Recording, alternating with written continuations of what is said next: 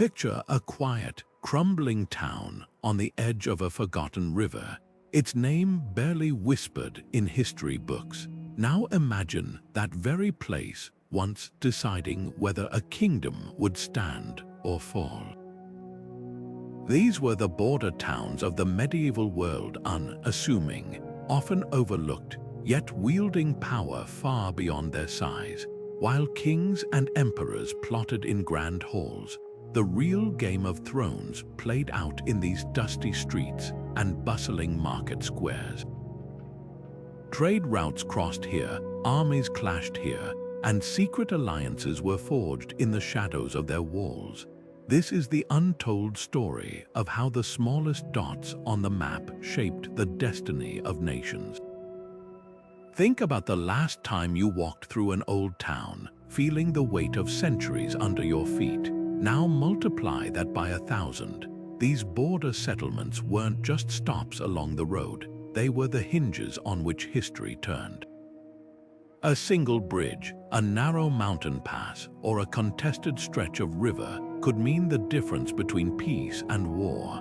Merchants haggling over silk and spices were also trading secrets. A local innkeeper might overhear plans that would tip the balance of power. Every stone in these towns has a story, and today we're pulling back the curtain on the most surprising ones. What makes these places so fascinating isn't just their strategic importance, it's how they reveal the hidden connections between people, cultures, and empires.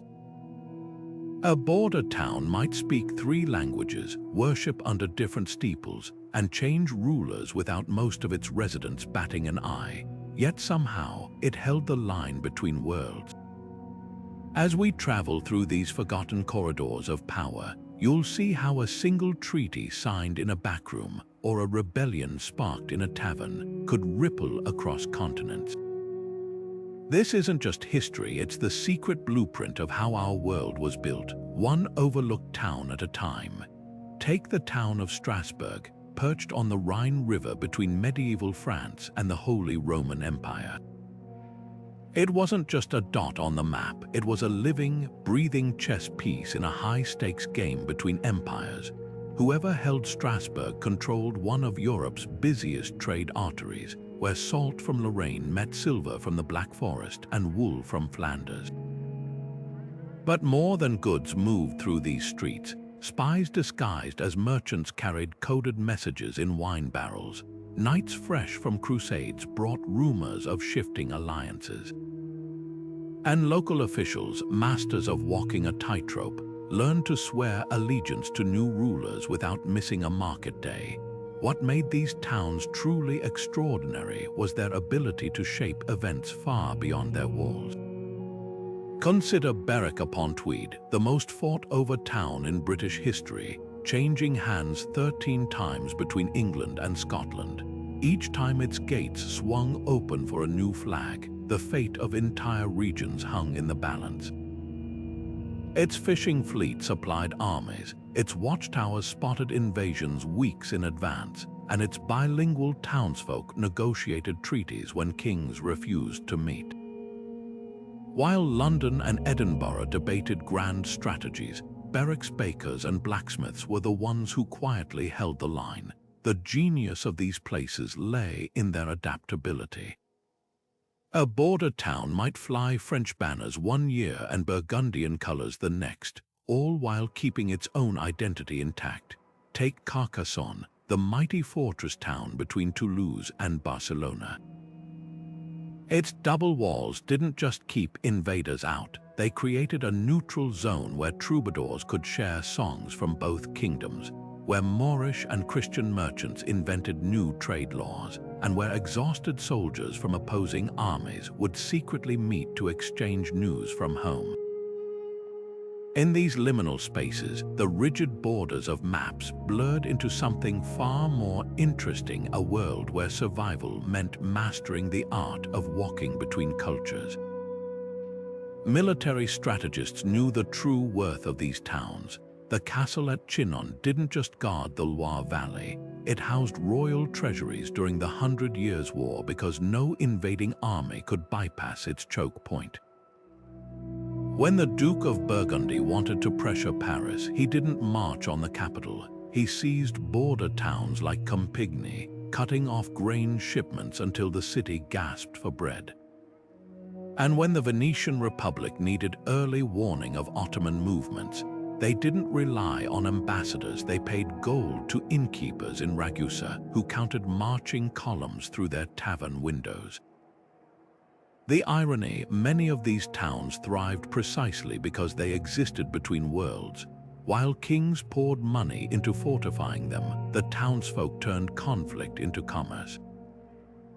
Arms dealers sold to both sides, translators grew rich mediating disputes, and smugglers built tunnels that outlasted dynasties.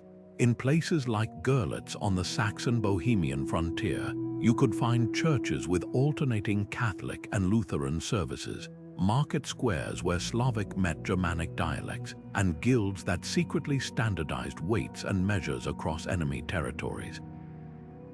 These weren't just strategic locations, they were laboratories where Europe's future was quietly being forged. What truly brought these border towns to life wasn't just the clash of armies, it was the clinking of coins in crowded market squares.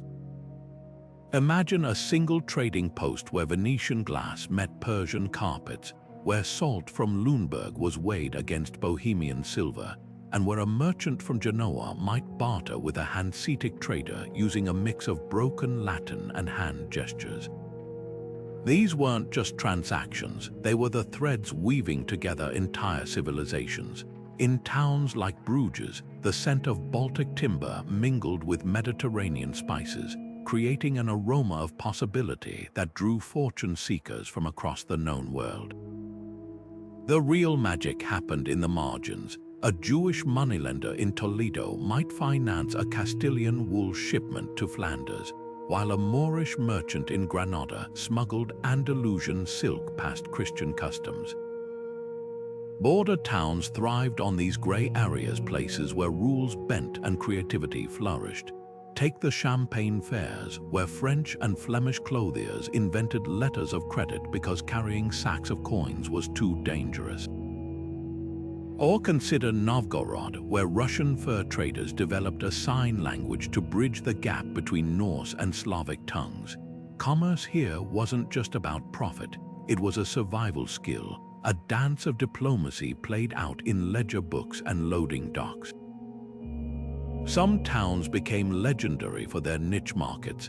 Dinant on the Meuse River hammered out brassware so fine that dinanderie became synonymous with quality across Europe. In Bergen, the German Hanse stored stockfish so salty it could last winters without spoiling, creating a commodity that fed armies from London to Novgorod. And who could forget the salt roads of Hallstatt, where a single mine's output preserved meat for kingdoms and paid for Gothic cathedrals. These specialty trades turned obscure towns into economic powerhouses, their influence rippling far beyond their borders. But the most valuable commodity wasn't goods, it was information. A spice trader in Ragusa might casually mention Ottoman troop movements to a Venetian agent. A Welsh wool merchant in Calais could overhear French plans to embargo English cloth. Border markets became intelligence hubs where gossip was currency, and every caravan carried secrets. The Medici family didn't just build a banking empire, they ran a news network with branch managers from Constantinople to London compiling reports that shaped papal politics and royal marriages.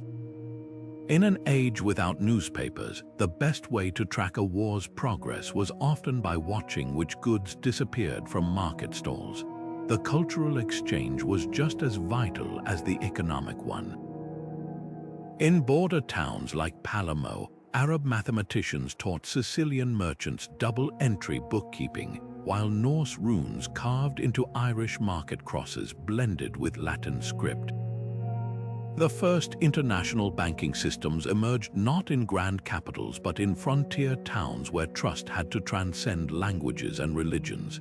Even today, traces remain, like the word tariff, borrowed from Arabic tariff by Mediterranean traders, or the Hungarian gold florins that became the template for Renaissance currencies. These towns didn't just move merchandise, they remade the world's financial DNA, one deal at a time, perhaps the greatest testament to their importance. How desperately rulers tried to control them. When the King of France wanted to cripple Burgundy, he didn't attack castles. He diverted the salt trade from Ceylan's Les Bains.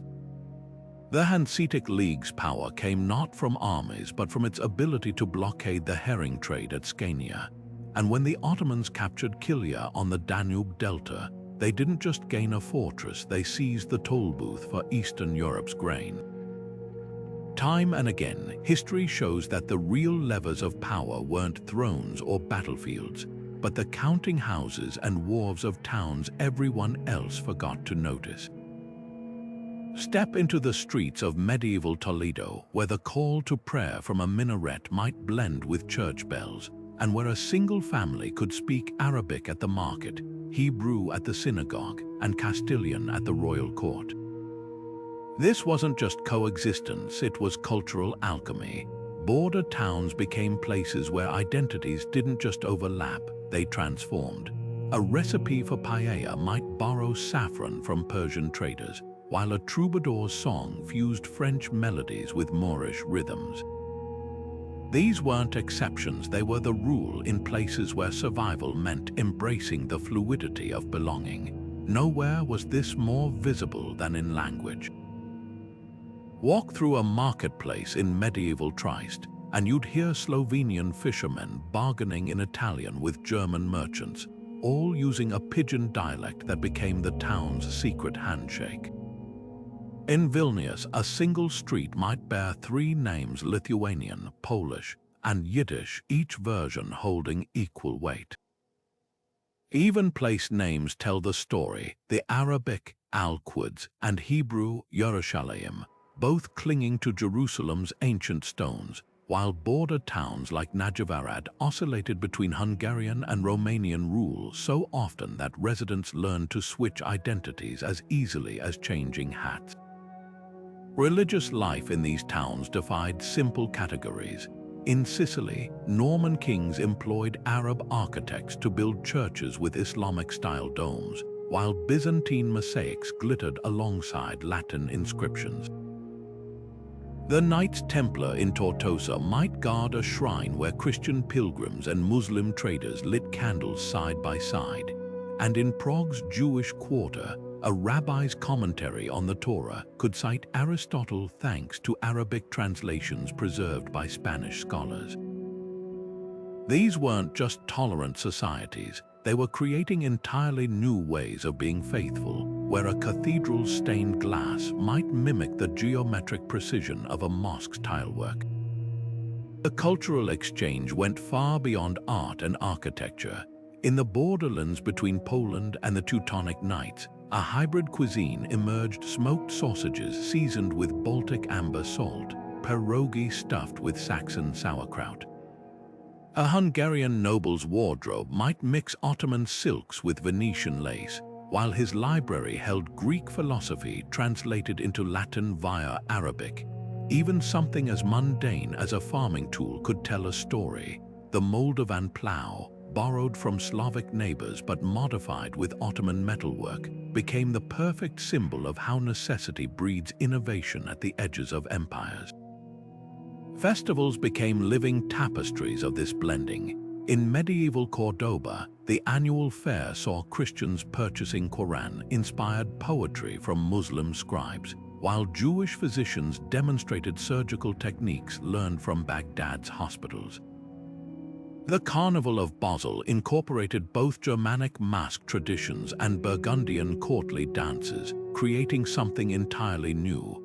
And in Dubrovnik, the feast day of Saint Blaise, a patron saint shared by Catholics and Orthodox alike, became a rare moment when Venetian governors and Balkan merchants broke bread together, their rivalries momentarily set aside. These cultural cocktails had lasting consequences. The legal code of medieval Transylvania recognized Saxon, Shakely, and Romanian customs all at once, a precursor to modern multiculturalism. The medical school at Montpellier flourished because it combined Jewish diagnostic methods, Arab pharmacology, and Christian monastic healing traditions. Even children's games reflected the mix. Archaeological digs in border towns revealed dolls dressed in hybrid fashions and board games with rules borrowed from 3 different cultures. What makes these towns so extraordinary is how their legacy persists. The flamenco guitar traces its ancestry to Persian lutes brought to Andalusia, while the Polish folk dance mazurka borrowed steps from Tatar horsemen. The very concept of a university where scholars from all lands could debate ideas freely was born in border-crossing cities like Bologna and Salamanca. Even today, when you hear a Croatian folk song that sounds oddly like an Ottoman military march, or taste a Spanish stew seasoned with North African spices, you're experiencing the living ghost of these medieval melting pots. The true lesson of these places isn't just about the past, it's a reminder that human connections stubbornly resist the lines we draw on maps. Long after kings and popes insisted on strict divisions, the people of border towns kept finding ways to trade, marry, and create together. Their world wasn't defined by walls, but by the endless human capacity to adapt, borrow, and reinvent. In an age obsessed with purity, these messy, magnificent towns stand as proof that the most vibrant cultures are always the ones that dare to stand at the crossroads. Those towering stone walls weren't just barriers, they were billboards announcing who ruled the land. Picture a traveling merchant approaching a border town like Chester in the twilight, its silhouette jagged with battlements against the fading sun. Those walls didn't just keep invaders out, they screamed permanence to anyone who doubted the crown's authority. Every arrow slit, every fortified gatehouse was a psychological weapon as much as a military one, whispering to would-be conquerors, this far and no further. But these fortifications were more than stone and mortar, they were living, breathing ecosystems of power. Take Carcassonne's double walls, a masterpiece of medieval engineering. The outer curtain absorbed the brunt of catapult strikes while defenders rained arrows from the inner wall. Murder holes above gateways turned entrances into death traps, and hidden postern gates allowed surprise counterattacks. Yet the real genius lay in the details, staircases spiraling clockwise to disadvantage right-handed attackers, or walls sloped to deflect cannonballs centuries before gunpowder arrived. These weren't just buildings, they were chessboards where architects anticipated every possible move. The true test of a border fortress wasn't just its strength, but its adaptability. Consider the Teutonic Knights' Marienburg Castle on the Baltic frontier. What began as a simple timber fort evolved into a sprawling brick citadel with concentric defenses, its design borrowing from Syrian crusader castles and Baltic tribal strongholds. When Polish forces besieged it, they found themselves staring at innovations like bent entrances, gates that forced attackers to expose their unshielded sides while scrambling through a maze of turns. Meanwhile, inside those walls, granaries could feed a garrison for years, and underground wells tapped into secret springs. A fortress like this didn't just defend territory, it projected an empire's ambition across entire regions. Some walls became legends through sheer endurance. The massive ramparts of Constantinople famously held against 29 sieges over 1,000 years, their seawalls sporting hidden chain booms that could blockade the Golden Horn. When the Ottomans finally breached them in 1453, it wasn't because the walls failed, it was because gunpowder had rewritten the rules. Even in ruin, these structures commanded awe. The crumbling walls of Roman-era York still shaped medieval battles 8 centuries later, their ancient stones recycled into new defenses by Viking and Norman rulers alike. A great border wall wasn't just built for one war, it was a generational insurance policy. Yet the most fascinating stories often come from the shadows of these giants. Small border towns like Conwy in Wales or Neuf-Brisach in France reveal how fortress design became a science. Star-shaped bastions angled to eliminate blind spots, glacis slopes that left attackers exposed, even listening galleries where sentries could hear miners digging tunnels. These were the cutting-edge technologies of their day. And they weren't just military tools. The same walls that repelled armies also funneled merchants through customs checkpoints, where toll collectors could tax every cart entering the kingdom. A well-placed fortress could pay for itself within a decade just by controlling trade flows. Perhaps nothing illustrates their symbolic power better than the fate of towns that lost their walls. When Edward I of England conquered Welsh border towns, his first act wasn't to execute rebels, it was to dismantle their fortifications stone by stone. Without walls, a town ceased to be a strategic asset and became just another village. Conversely, when the Swiss Confederacy wanted to assert independence from the Habsburgs, they didn't declare war. They built new walls around border towns like Merton, turning them into physical manifestos of defiance. In an age before flags anthems, these stone sentinels were the ultimate expression of national identity.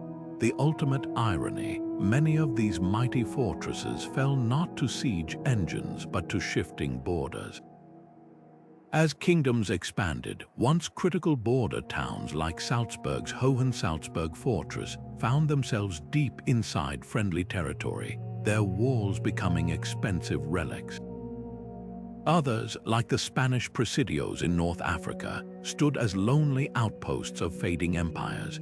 Yet their legacy endures in unexpected ways. Modern passport controls still follow medieval walled cities' logic, and the very word frontier comes from the Latin for fortress.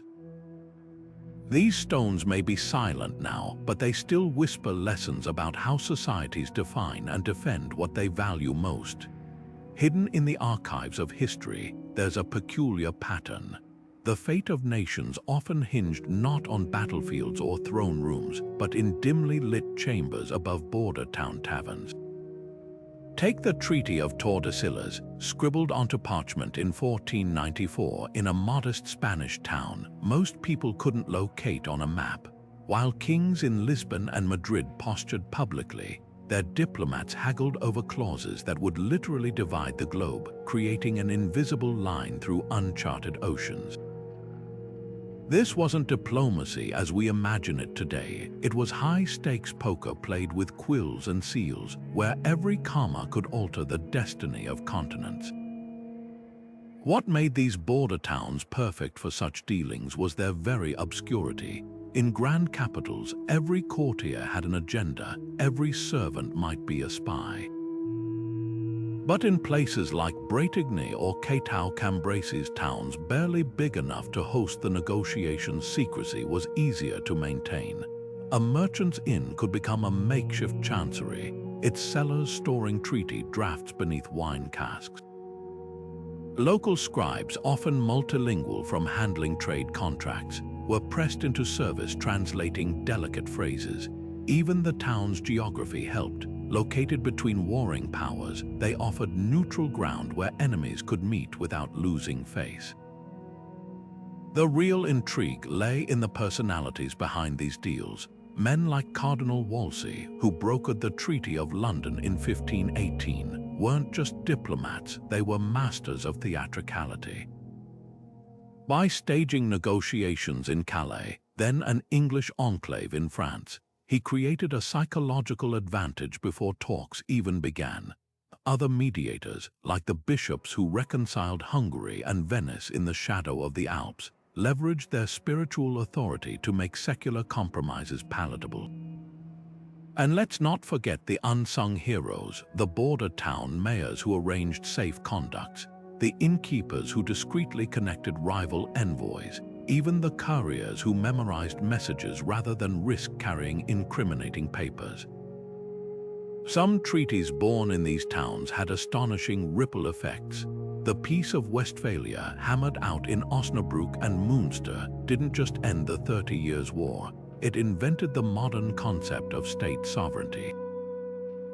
The Pact of Zaragoza, negotiated in a backroom of Aragon's borderlands, extended Tordesillas' dividing line around the entire planet, shaping colonization from the Philippines to Brazil.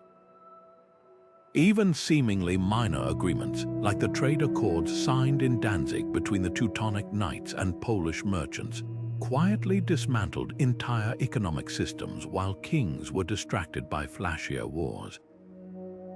The methods used were often as fascinating as the outcomes. Negotiators employed everything from coded wine labels.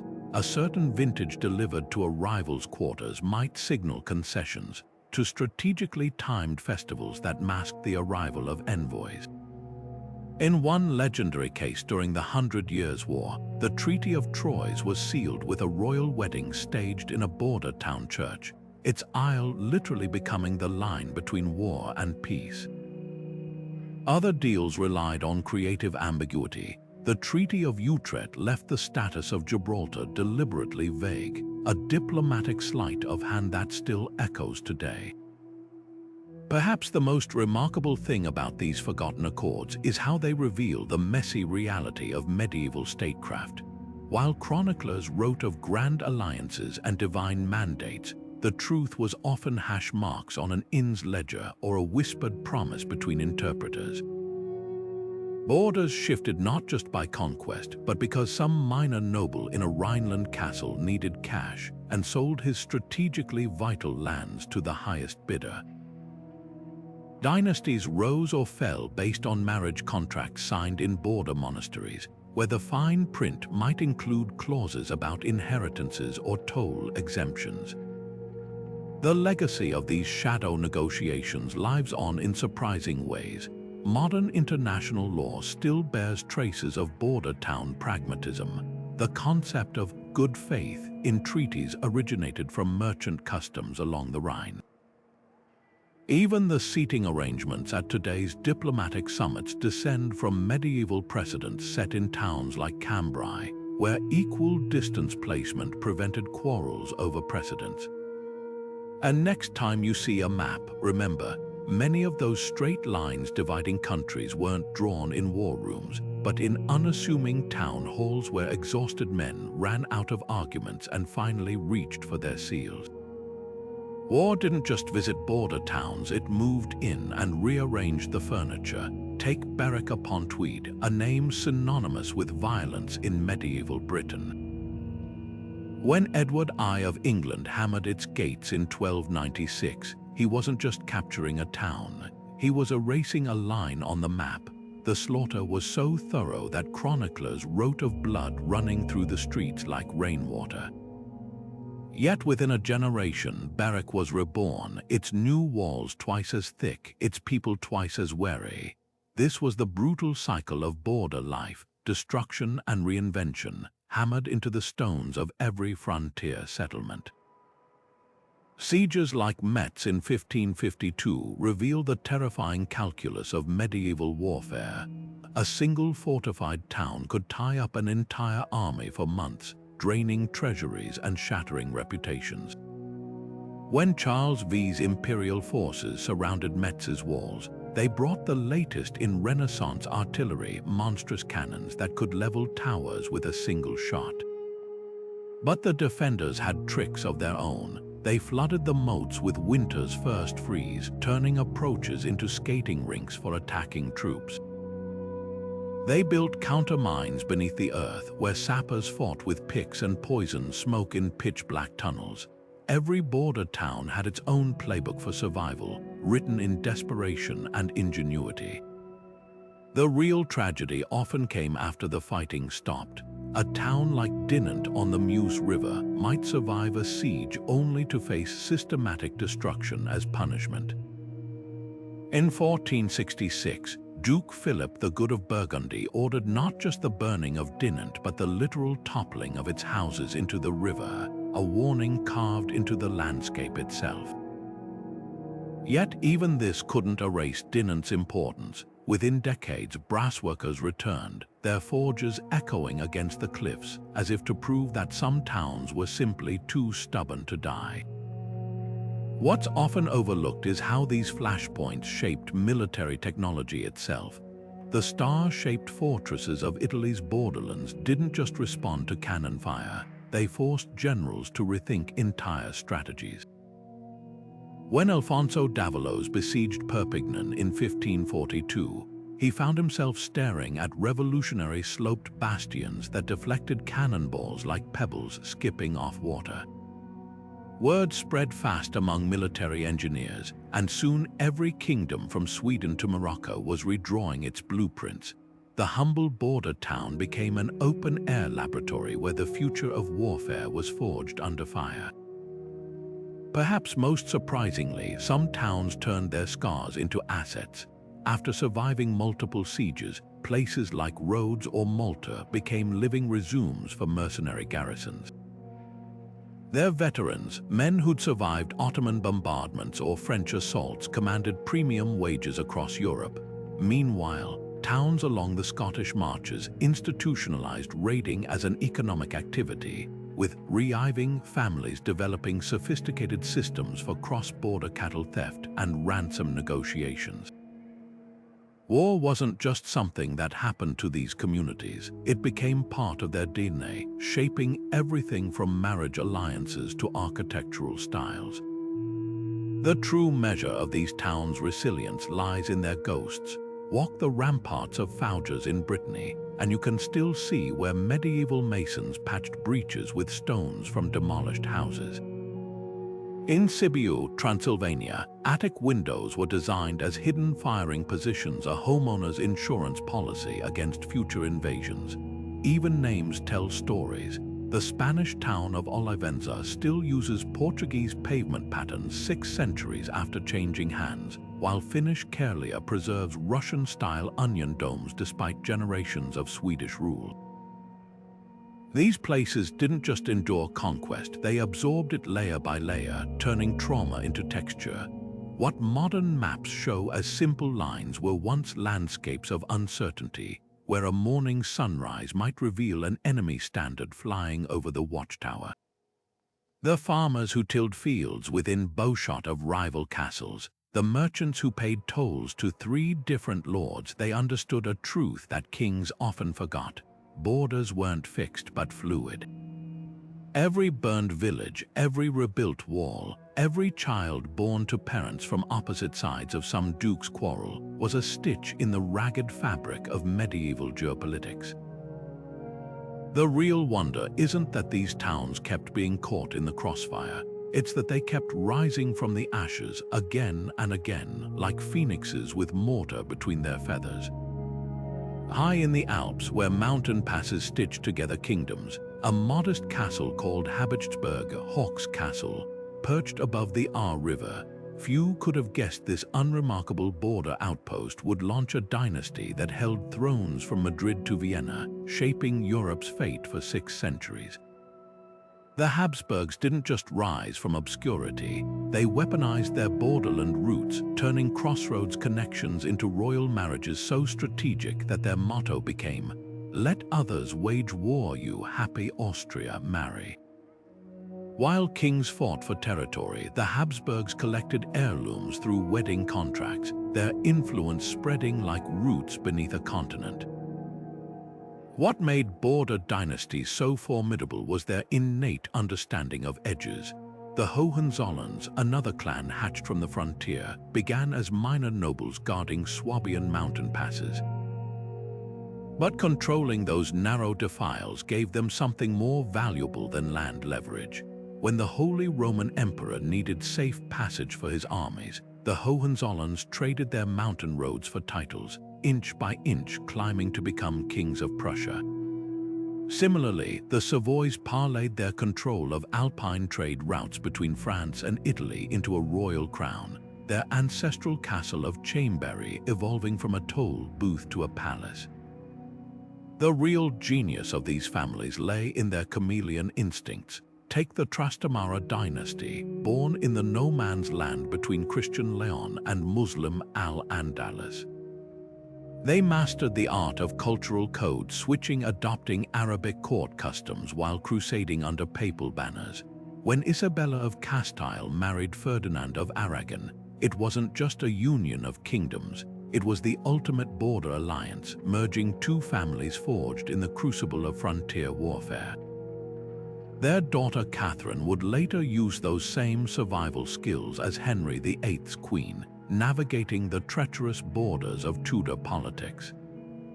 Some border dynasties thrived by becoming indispensable middlemen.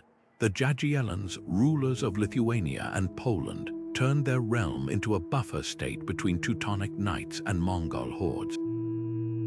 Rather than picking sides, they played both, selling amber to the Hanseatic League while hiring Tatar cavalry as mercenaries.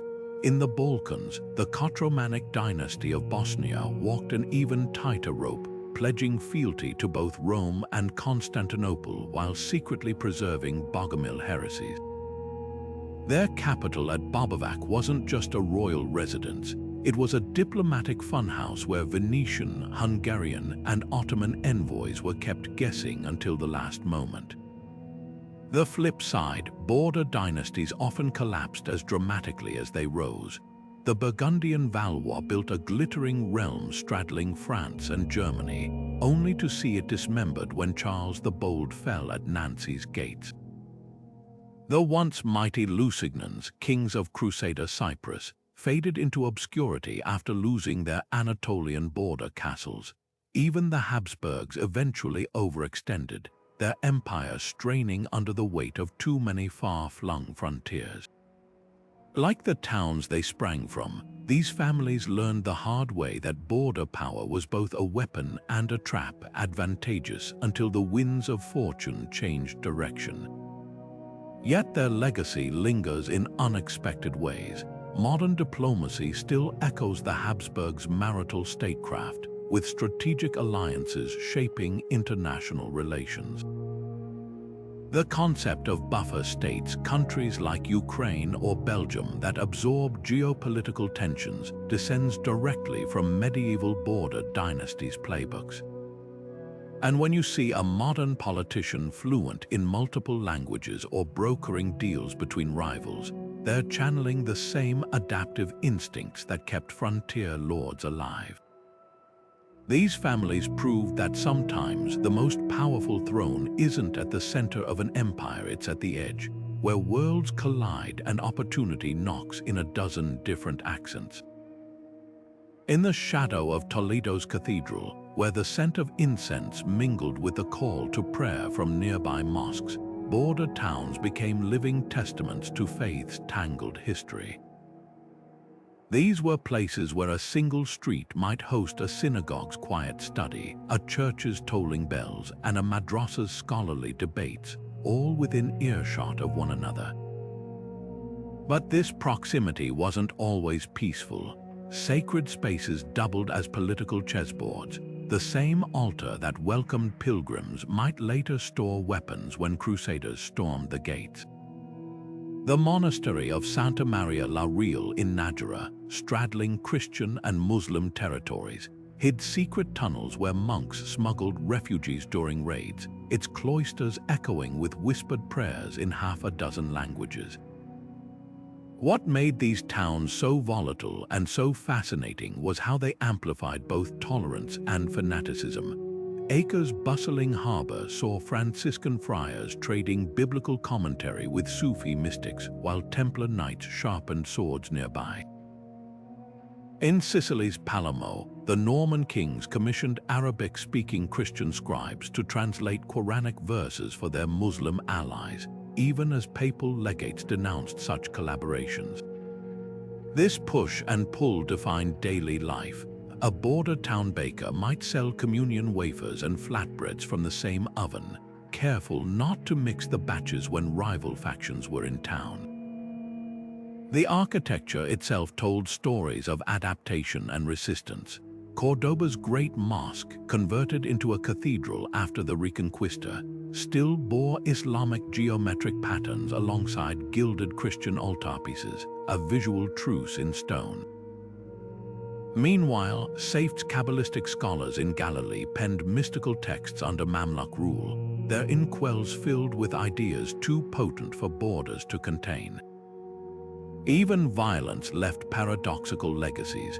When Richard the Lionheart slaughtered Muslim prisoners at Acre, the local Christian bishop secretly sheltered survivors in his cellar, risking excommunication to follow a higher law of mercy. Pilgrimage routes turned these towns into spiritual crossroads where beliefs collided and merged.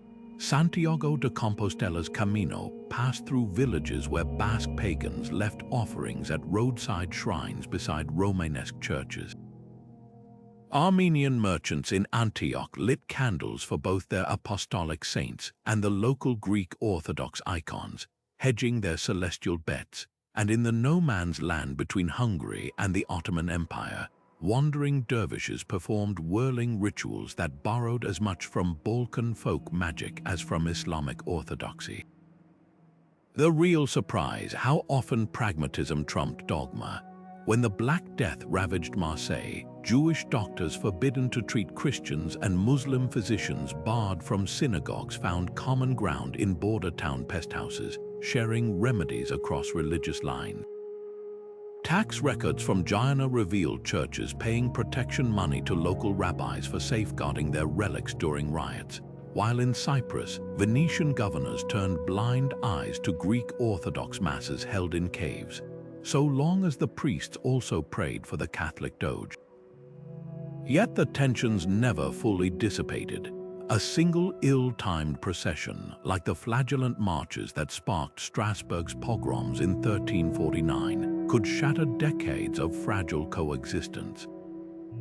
The same Toledo that produced the golden age of conviventia later hosted the Auto-da-Fé's flames. Border towns held these contradictions like cracked vessels, both sheltering and spilling the hopes and fears of every soul who passed through their gates. Their true legacy isn't just in the grand cathedrals or ruined mosques, but in the quiet moments when ordinary people chose, again and again, to see neighbors where rulers saw heretics. Wind whistles through the empty arches of Winchelsea's drowned streets, where fish now swim over what was once a bustling English port. This is the fate of so many medieval border towns, not glorious ruin but quiet erasure.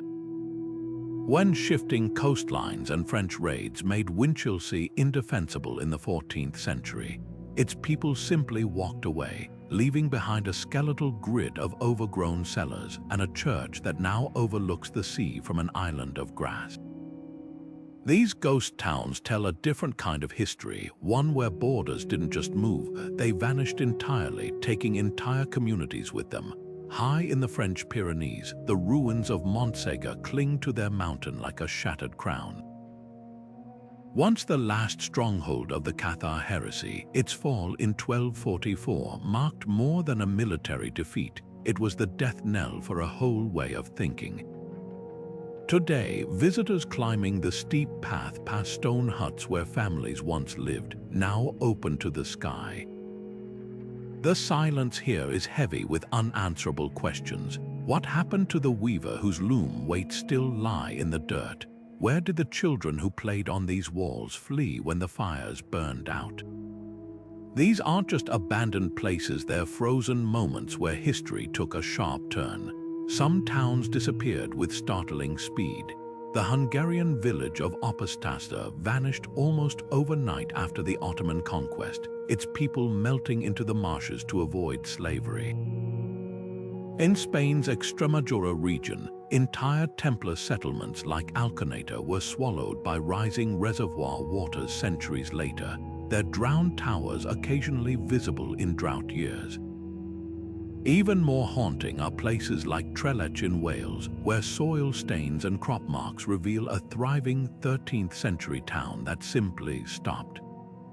No battle, no plague, just a slow unraveling as political winds changed and the border moved elsewhere. What makes these ghost towns so compelling is how they invert our usual view of medieval power.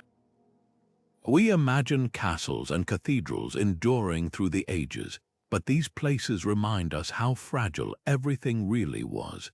The Baltic town of Palanga was abandoned when its vital amber trade shifted south.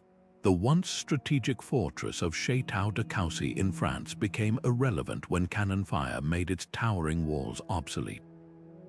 Prosperity could vanish as quickly as morning mist when a river changed course, a new toll road opened, or a distant king signed a treaty redrawing the map. Archaeologists find poignant clues in the dust. At the Swedish border town of Sigtuna, melted church bells lie where they fell during a 14th century raid, their bronze frozen in mid-drip. In Provos's Les Bourgs de Provence, grain still rests in burnt storage pits from the day the town was sacked. These aren't just artifacts, they're snapshots of ordinary lives interrupted.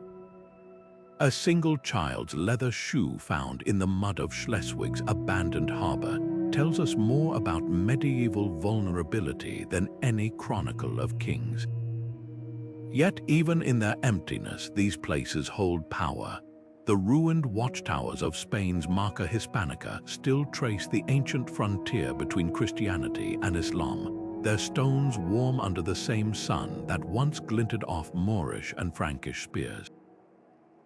The grass-choked market square of Novigrad on Poland's eastern border whispers of the day Lithuanian horsemen rode in and changed its destiny forever. These ghost towns force us to confront a truth we often forget. Every line on today's maps was drawn in someone else's blood, sweat, and reluctant footsteps. Perhaps the most haunting lesson lies in how easily the earth reclaims its own. At England's Old Sarum, sheep graze over foundations where Parliament once met. In Armenia's Ani, pigeon nests fill the gaps of churches that rivaled Constantinople's glory. The medieval world was far more fluid than we imagine, a reminder that our own cities, for all their steel and glass, might one day be just another layer in the soil, waiting for some future wanderer to puzzle over why we too disappeared. While kings signed treaties and knights clashed on battlefields, the true architects of borderland survival often wore dresses, not armor. Take Matilda of Tuscany, the Iron Countess who commanded castles across the Italian frontier. Her strategic marriages and military alliances kept the Holy Roman Empire at bay for decades. But she wasn't alone. In the bustling markets of medieval Görlitz, merchant wives like Hedwig of Silesia maintained ledgers in 3 languages, brokering deals between German wool merchants and Slavic fur traders while their husbands were off at war. These women didn't just adapt to border life, they mastered its chaos, turning instability into opportunity.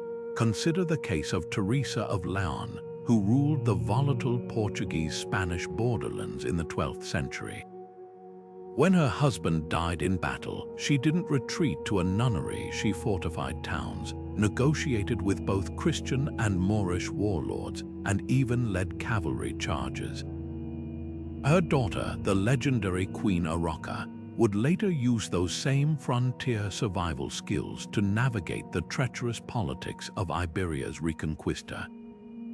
Meanwhile, in the Baltic region, women like Dorothea of Denmark managed Teutonic knight outposts, balancing crusader zeal with the practical need to trade with pagan neighbors. Their letters reveal a shrewd understanding of when to brandish a sword and when to break bread. The commercial networks of border towns relied heavily on women's invisible labor. In places like Metz and Strasbourg, widows inherited trading licenses, becoming linchpins in the iron and wine routes that crisscrossed Europe. Jewish women like Dulca of Worms ran money-lending operations that financed everything from cathedral construction to ransom payments for captured knights. And let's not forget the Brewster's women, ale makers whose taverns served as intelligence hubs where soldiers' loose lips could be traded for silver or safety. A border town Brewster might know more about troop movements than any spy, her cellar barrels hiding not just beer but secrets. Some women weaponized their marginal status. The she-wolves of the Scottish Marches, women like Black Agnes Randolph, became legends for defending castles against sieges, pouring boiling oil from battlements while heavily pregnant. In Catalonia, the mysterious Order of the Hatchet granted women land and tax exemptions for fighting Moorish raiders. Their exploits, celebrated in songs, still hummed today. Even convents played the game. Abbesses along the Rhine issued safe conduct passes and mediated disputes, their cloisters doubling as neutral negotiation sites. The most fascinating stories emerge from the shadows. The Armenian silk merchant Mariam of Ani, who kept caravan routes open between Byzantium and Persia by bribing Seljuk border guards with embroidered gospels. The Moorish physician Fatima of Toledo, whose healing arts made her indispensable to Christian and Muslim rulers alike. Or the unnamed Frisian women who maintained dike systems along contested coastlines, their knowledge of tides and treaties preserving entire communities from floods and feudal squabbles. These women didn't just survive the borderlands, they rewrote its rules. When legal systems failed them, they created their own. Breton fishwives developed verbal contracts honored across 3 kingdoms, while Lombard moneylenders invented early letters of credit to bypass restrictive inheritance laws. Their legacy lingers in unexpected places, the floral motifs of Hungarian embroidery that blend Ottoman and Slavic designs, the matrilineal land rights preserved in Pyrenean charters, even the folk tales where clever maidens outwit invading giants. The border wasn't just a line on a map, it was a canvas where women painted new possibilities, one audacious stroke at a time.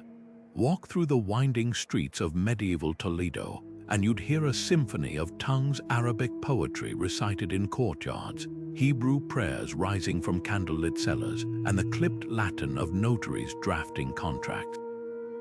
This wasn't just noise, it was the sound of languages evolving in real time. Border towns like this became linguistic laboratories where words borrowed, blended, and sometimes brawled for dominance. Take Yiddish, born in the Rhineland's Jewish communities, a tapestry woven from German threads, Hebrew scripture, and Slavic rhythms that stretched from Amsterdam to Kiev. Or Occitan, the lyrical language of troubadours that melted French, Catalan, and Italian into a dialect flexible enough for both trade agreements and love ballads. What made these hybrid tongues so vital was their adaptability. In places like Dubrovnik, a merchant might haggle in Venetian accented Dalmatian by morning, dictate letters in Latin by afternoon, and whisper bedtime stories in Old Slavic by night. This wasn't confusion, it was survival. When political borders shifted like desert sands, language became the one homeland people could carry with them. The Ladino, spoken by Sephardic Jews fleeing Spain, preserved medieval Castilian long after the Inquisition, while the Nonic dialect of Prague's Jews absorbed Czech grammar like a sponge soaking up water. The real magic happened in the marketplace. In Sicily's bustling bazaars, a single transaction might involve Arabic numbers, Greek measurements, and Norman legal terms, all wrapped in a pidgin that locals called Greco. Over time, these practical shortcuts hardened into new languages. The Maltese tongue still bears the scars of this process, an Arabic skeleton draped in Italian vocabulary, with French courtly terms stitched in like embroidery. Even place names tell the story. The Hungarian town of Sopron became Erdenberg under Habsburg rule, then reverted to Sopron after World War I, its identity flickering between languages like a candle in the wind. Religious institutions often served as language banks. Monasteries along the Welsh marches painstakingly copied texts in hybrid Latin-Celtic scripts, while Jewish scribes in Worms kept legal rulings in Hebrew glossed with German vernacular. These weren't just translations, they were acts of cultural preservation. When the Alhambra decree expelled Spain's Jews in 1492, many took only what their tongues could carry, transforming Judeo-Spanish into a living archive of medieval Iberia. Similarly, the Karaim language of Lithuanian Tatars became a time capsule, preserving Turkic roots in a Slavic sea. Some border tongues developed secret layers. The Kolo language of Iberian Roma mixed Romani vocabulary with Spanish grammar, creating a coded speech that baffled authorities. In the Alps, Walser German communities embedded Norse linguistic fossils from their Viking ancestors, unintentionally preserving echoes of the medieval Norse diaspora. Even insults revealed cultural mixing. The Sicilian curse, maniza, trash, borrowed from Arabic manakasa, defective goods, proving that creative insults cross borders faster than royal edicts.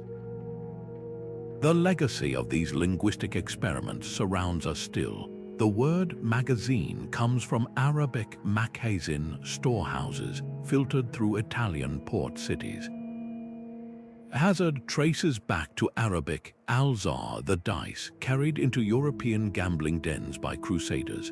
Every time we say sugar from Arabic sakar or admiral from Amir Albar, commander of the sea, we're speaking with the ghosts of border town polyglots.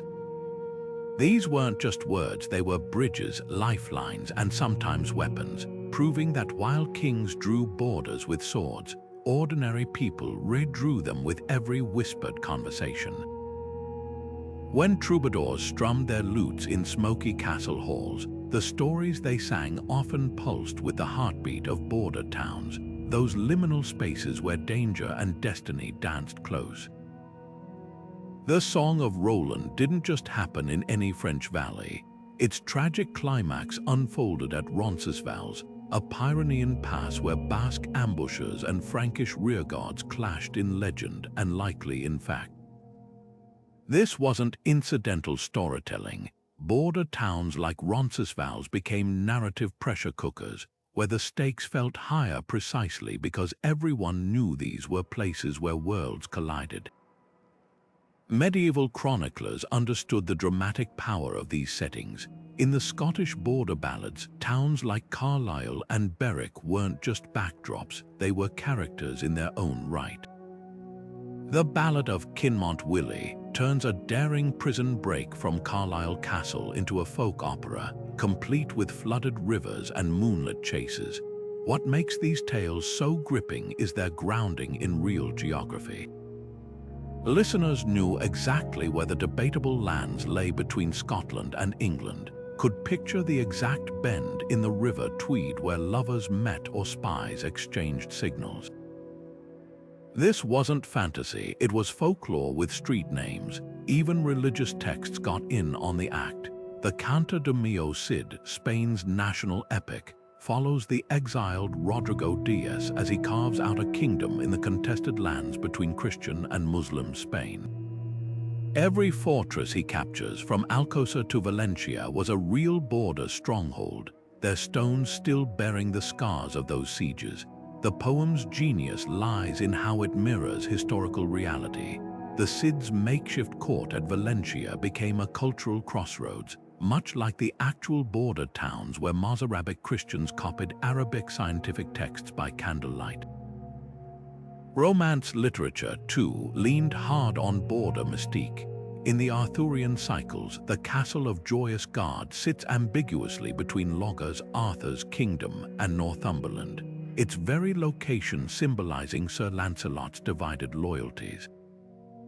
Wolfram von Eschenbach's Parzival sends his grail-seeking hero zigzagging between the Welsh marches and the Germanic frontier, each border crossing revealing new facets of his quest. These weren't arbitrary plot devices. They tapped into a medieval audience's visceral understanding that borders were where identities transformed. The darker side of this storytelling reveals just how deeply these places haunted the medieval mind. Icelandic sagas like Enjol's saga use frontier zones as moral testing grounds, where blood feuds escalate in the lawless gaps between chieftains' territories. In the Russian epic The Tale of Igor's Campaign, the doomed prince's march into Polovtsian lands becomes a cautionary tale about overstepping boundaries, both geographic and divine. Even Dante's Inferno borrows this trope, with the river Akron serving as the ultimate border town between the living world and Hell's first circle. What's most striking is how these literary portrayals bled back into reality. After the Chanson de Roland popularized the martyrdom of Roncesvalles, pilgrims began detouring there to pay respects, their footsteps turning legend into landscape. The Welsh Mabinogian's description of Arbeth as a mystical threshold town likely boosted its real-world status as a ceremonial site. And when minstrels sang about star-crossed lovers meeting in border town markets, they weren't just entertaining, they were reinforcing the idea that these places existed outside normal rules, where a merchant's daughter might indeed elope with an enemy knight. The parchment pages of medieval manuscripts crackle with these stories, their ink still vivid centuries later because border towns never lost their symbolic charge. Whether as settings for heroism in Beowulf's coastal Mead halls or treachery in the Burgundian court at Worms, these places remained where storytellers went when they needed to remind audiences, here be dragons and here too be possibilities. The secret to survival in these restless border towns wasn't just sturdy walls or sharp swords, it was the clink of coins in well-oiled coffers. Take the Rhine River town of Koblenz, where every barge floating downstream paid a toll calculated not just by weight, but by the current's speed and the season's demand. The local counts became masters of creative taxation, charging extra for wine barrels in spring when merchants were desperate to sell before summer heat spoiled their cargo, and discounting salt shipments in winter to ensure their own stores stayed full. It wasn't greed, it was geometric survival, where every tariff had to balance defense costs with just enough incentive to keep traders coming back. Weaponsmiths in towns like Solingen near the German-Dutch border didn't just hammer out swords, they built entire economies on the art of calibrated violence. A single master bladesmith might employ grinders who spoke Flemish, furnace tenders from Saxony, and leather workers from Lombardy, all producing arms tailored to the fighting styles of potential buyers on both sides of the border. Their catalogues read like geopolitical forecasts: lighter sabers for Hungarian cavalry one season, thicker daggers for Italian city guards the next. Meanwhile, in Spanish Cuenca, armorers developed a specialty in reversible breastplates that could display either Christian crosses or Moorish motifs depending on who controlled the town when the customer returned. Textile production became another frontier superpower. Flanders border towns turned sheep's wool into gold by mastering quality control. Their cloth seals' little lead tags stamped onto each bolt became medieval trademarks trusted from Novgorod to Naples. But the real innovation happened in places like Lille, where weavers developed border tweeds, a fabrics deliberately woven with uneven threads that made them too coarse for luxury markets but perfect for soldiers needing durable cloaks that could blend into multiple landscapes. These weren't just products, they were weather vanes pointing toward the next conflict. The most fascinating economic alchemy happened in the service industries. Taverns in Strasbourg kept separate accounting books, one for church officials auditing vice, another showing the real profits from hosting mercenary recruitment. Notaries in border hubs like Perpignan became experts in contingent contracts, where payment terms changed based on which king's soldiers appeared at the gates. Even something as mundane as bread prices reflected frontier calculus bakers in Metz adjusted loaf sizes daily based on siege rumors, their ovens burning hotter when scouts reported approaching armies. What made these towns medieval capitalism's petri dishes was their ruthless pragmatism. When the Duke of Burgundy banned English wool imports, enterprising merchants in Calais simply relabeled shipments as Scottish. The Hanseatic League didn't just impose trade embargoes, they created entire shadow economies, where Prussian grain reached Flanders via Breton middlemen and fake paperwork.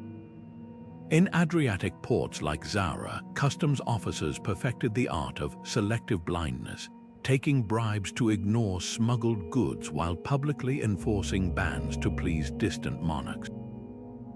The ultimate testament to their financial creativity, how they turned war itself into a revenue stream, the Italian town of Gradara became famous for renting out its fortress to rival condottieri captains, charging by the day for siege practice with discounts for repeat customers.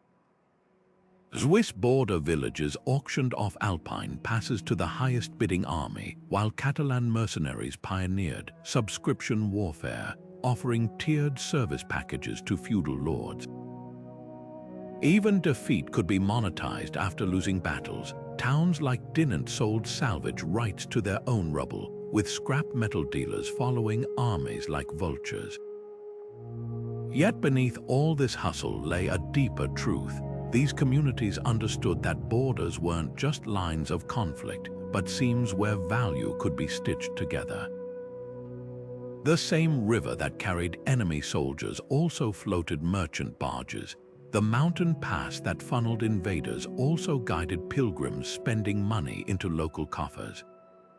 Their real innovation wasn't in surviving between worlds, it was in profiting from the very forces that sought to crush them.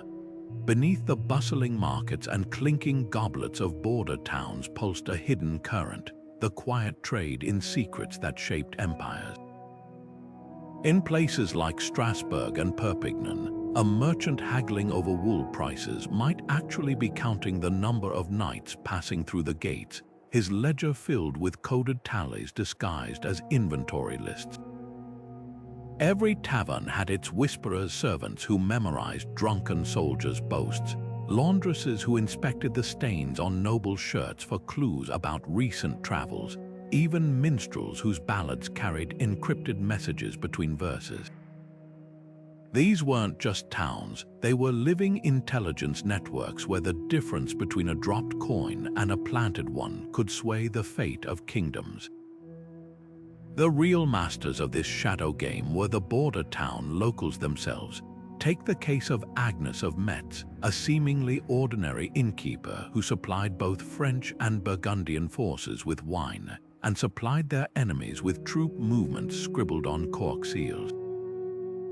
Or the Jewish moneylenders of Arras, whose loan records secretly tracked which nobles were bankrupting themselves to fund private armies.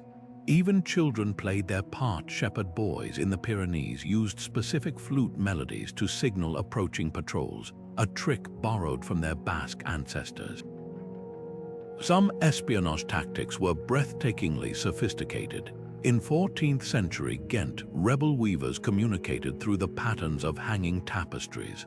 A floral border might warn of approaching tax collectors, while a hunting scene signaled safe passage.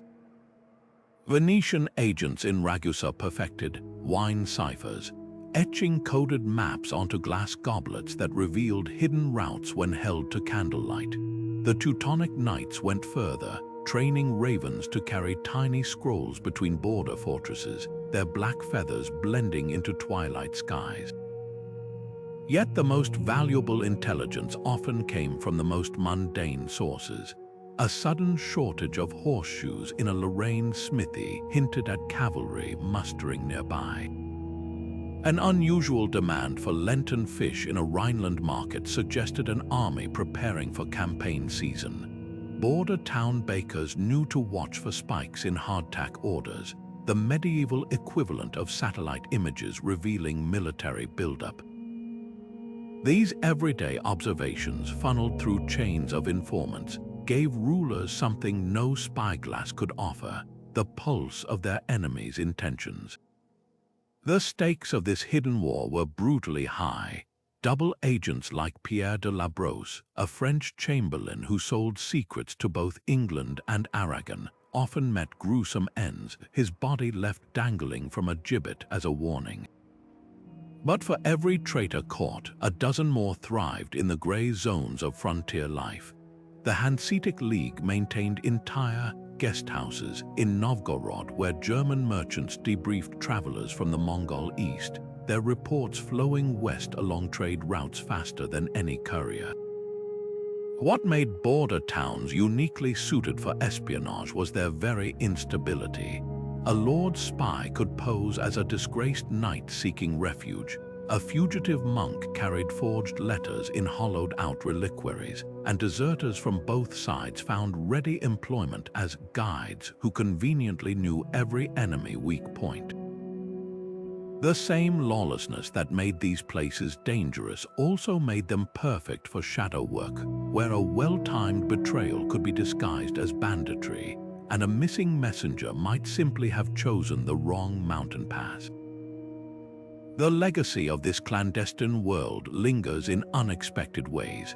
Modern intelligence terms like handler and dead drop descend from medieval practices, the former from border town falconers who trained birds to carry messages, the latter from hollow oak trees where informants left reports. Even the iconic spy novel trope of microfilm hidden in everyday objects traces back to Flemish weavers smuggling rebel plans in prayer knots. These towns didn't just witness history, they wrote its secret playbook, one whispered conversation at a time. Rivers didn't just mark borders, they built them. Picture the Danube, its broad currents carving a liquid frontier through the heart of Europe, or the Rhine, where castles perched like sentinels above every strategic bend. These waterways weren't passive lines on a map, they were pulsing arteries of trade and conflict, their currents shaping the destiny of towns that clung to their banks. Take Regensburg, its stone bridge a choke point controlling salt shipments from the Alps to Bohemia, or the Hungarian town of Esztergom, where the Danube's curve created a natural harbor for Byzantine silks and Slavic furs. The river gave life, but it also demanded tribute. Floods could erase entire neighborhoods in a night, while winter ice halted trade for months. Yet every spring, when the waters receded, merchants returned, rebuilding wharves and resetting the chessboard of commerce. Mountains played a different game. The Pyrenees didn't just separate France and Spain, they forged a breed of towns that defied gravity. Places like Andorra la Vella or Jocca weren't just settlements, they were high-altitude survival experiments where every goat trail became a smuggler's highway and every avalanche reshaped the balance of power. The Brenner passed through the Alps turned modest villages like Sturzing into economic powerhouses, their inns packed with merchants willing to pay triple for mule teams that could navigate icy switchbacks. And in the Carpathians, towns like Brasov thrived because they controlled the few gaps where wagons could bypass sheer cliffs, gaps so narrow that toll collectors could practically shake hands across them. But the real genius lay in how these towns exploited nature's contradictions. The Loire River's gentle bends gave rise to walled towns like Angers, where vineyards and fortifications shared the same soil, one nurturing wine, the other siege engines. In the Swiss Alps, Chur's bishops levied taxes on alpine salt routes while commissioning frescoes of paradise, their wealth quite literally carved from the mountains they preached humility beneath. Even the marshes played their part. The watery no-man's land between Flanders and France birthed towns like Saint-Omer, where peat diggers doubled as militiamen, their sod walls absorbing cannonballs like sponges. Geography didn't just suggest where to build, it whispered how to survive. The cliffside town of Ronda in Andalusia didn't just perch on a gorge for defense. Its sheer drops created microclimates where olive trees flourished, funding the very armies that guarded them. In the Baltic, the Teutonic Knights sighted Malbork Castle where the Vistula and Nogat rivers forked, controlling amber flows with the precision of a spigot. And when the Mongols stormed through Hungary's plains, it was the hill towns like Sopron that endured, their vintners trading wine for information from passing nomads. The landscape wasn't a backdrop, it was a co-conspirator. When the Po River flooded, it didn't just drown crops, it reshaped the power balance between Mantua and Ferrara, their dueling dukes suddenly bargaining for emergency grain. The volcanic soil around Naples made its border towns wealthy, but also painted targets on their walls. Every harvest season brought not just carts of grapes, but mercenaries eyeing the bounty. Even the North Sea's tides became a weapon. Dutch towns like Sluis built floodgates that could drown invading armies at high water, turning the very element that threatened them into a defender. What emerges is a truth as old as the hills themselves. Border towns didn't fight against geography, they partnered with it. The same avalanche that buried an unwary caravan could also shield a village from attack. A river that divided kingdoms at noon might freeze solid by midnight, creating an ephemeral bridge for clandestine meetings. In this dance between earth and ambition, the towns that thrived were those that listened closest to the land's whispers and knew when to shout back. When the Black Death slithered along Europe's trade routes in the 14th century, border towns became the pandemic's unwitting accomplices. Places like Messina in Sicily, where the plague first leaped ashore from Genoa's ships, weren't just casualties, they were accelerants.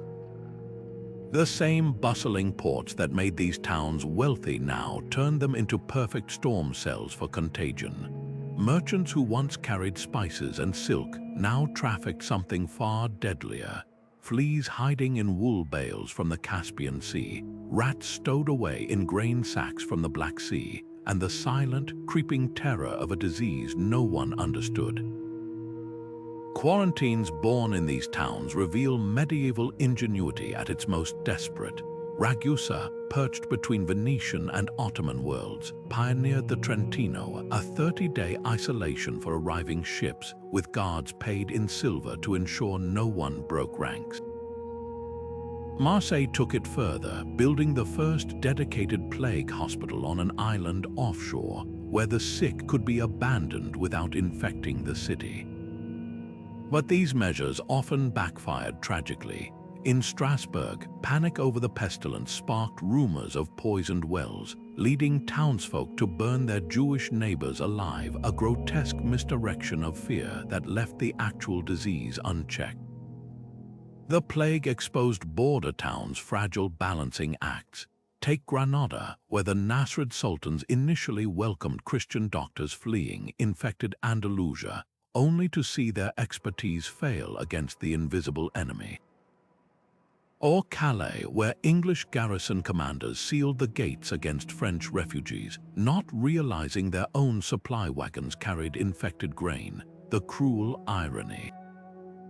These towns' greatest strengths, their connectivity, their multilingual populations, their networks of trust became fatal liabilities. A trader's handshake in Frankfurt's market could doom an entire Alpine village weeks later.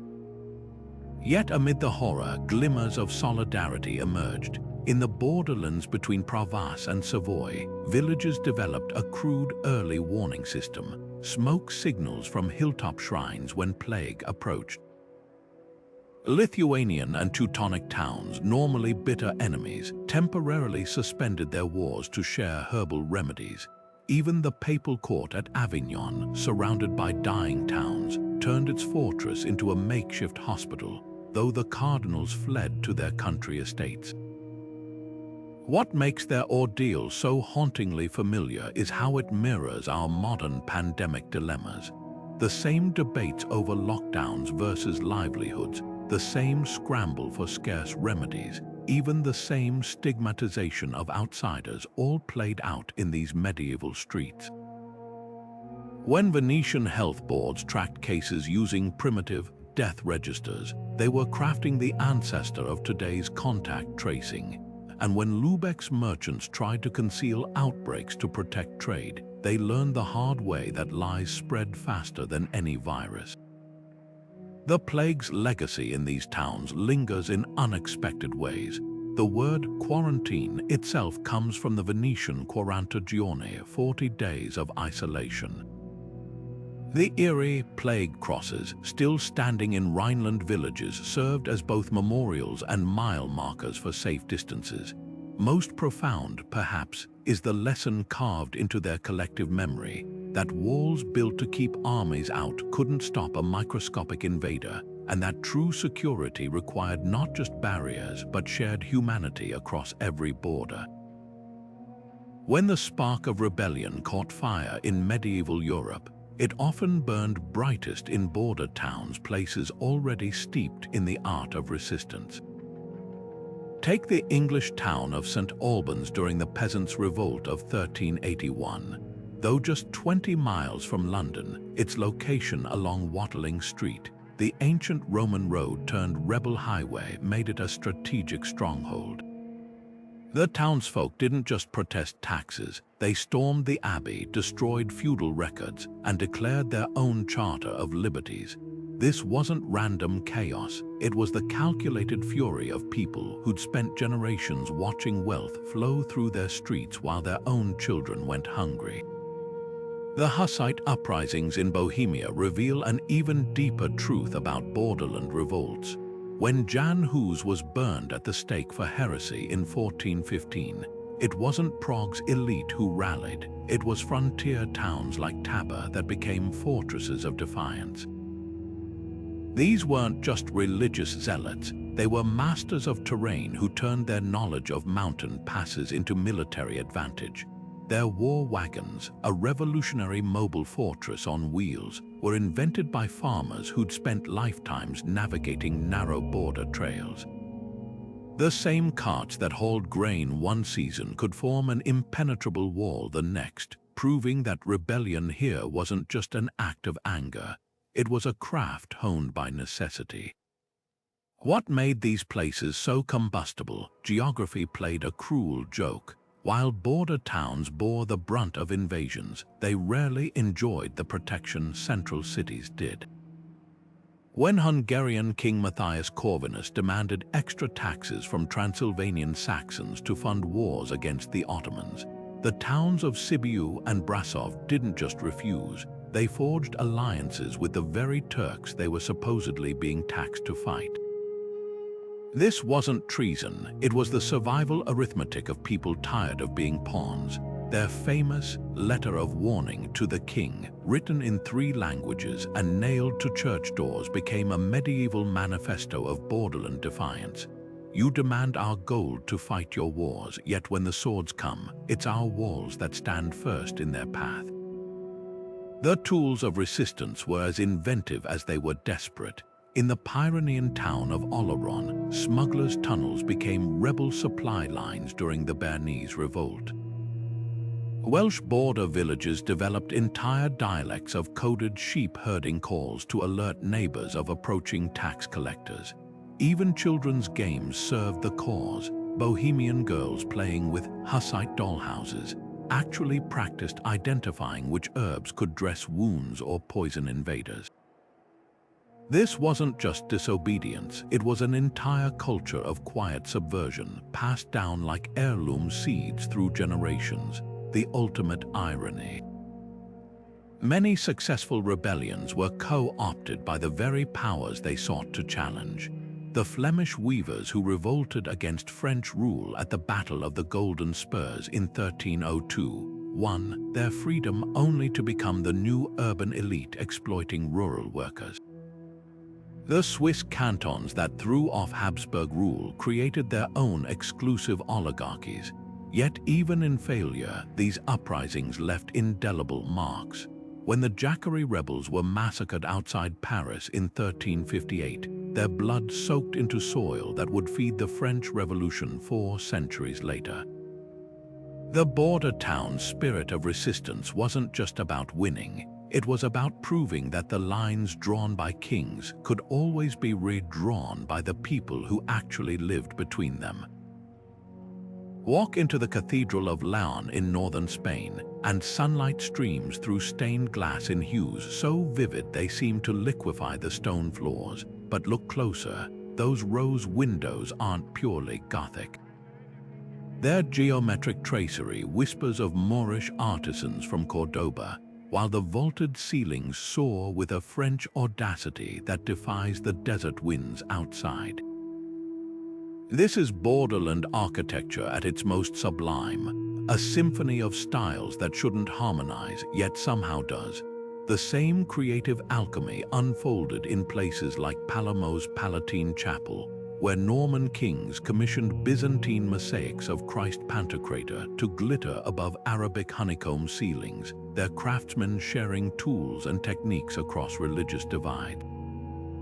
The real magic happened in the details. Stonemasons in Toledo's synagogues carved Hebrew verses into capitals shaped like Corinthian acanthus leaves, while Mudajar craftsmen, Muslims working under Christian rule, tiled church floors with star patterns that mirrored both the constellations and Quranic geometry. In the Baltic town of Malbork, Teutonic knights fused fortress brutality with unexpected elegance.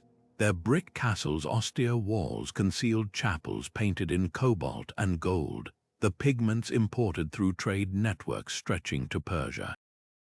Even defensive structures became canvases. The zigzagging battlements of Hungarian border castles like Diostria weren't just tactical. Their alternating red and white stones proclaimed the kingdom's wealth to approaching enemies. Domestic architecture told quieter but no less revolutionary stories. The merchant houses of Bayonne in the Pyrenees stacked half-timbered upper floors over stone basements, blending French timber framing with Basque masonry traditions. In Riga's Hanseatic Quarter, gabled facades hid interior courtyards where German merchants stored furs next to Russian icons, their wealth displayed in carved portals showing saints and sea monsters intertwined. The humblest homes often held the boldest innovations, Moorish-style ventilation shafts in Sicilian peasant cottages, or Armenian stone ovens in Crimean kitchens that heated both bread and sleeping platforms, a technology borrowed from Mongol nomads. Public spaces became stages for cultural negotiation. The marketplace of Krakow's Cloth Hall fused Italian Renaissance arcades with Slavic brickwork, its vaults sheltering transactions in a dozen languages. Valencia's silk exchanged the Loggia de la Seda boasted gargoyles spitting rainwater in the shape of Arabic waterspouts, while its contract tables bore notches for measuring cloth in both Catalan and Genoese standards. Even bridges were declarations of identity. The Charles Bridge in Prague lined its parapets with statues of Bohemian saints, yet its foundations used egg yolks as mortar, a trick learned from Dalmatian builders.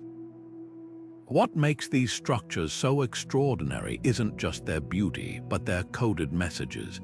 The Alhambra's, Mucana's ceilings, dripping like stone honey, were mathematical marvels meant to symbolize the cosmos, yet the Christian conquerors who inherited them simply gilded the Arabic inscriptions and called them divine. In reverse, the Great Mosque of Cordoba's expansion under Al-Hakam Roman II incorporated columns plundered from Roman ruins, their pagan origins sanctified by Islamic calligraphy.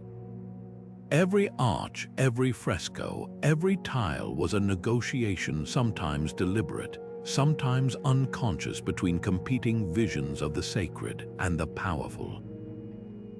The legacy lives on in unexpected ways.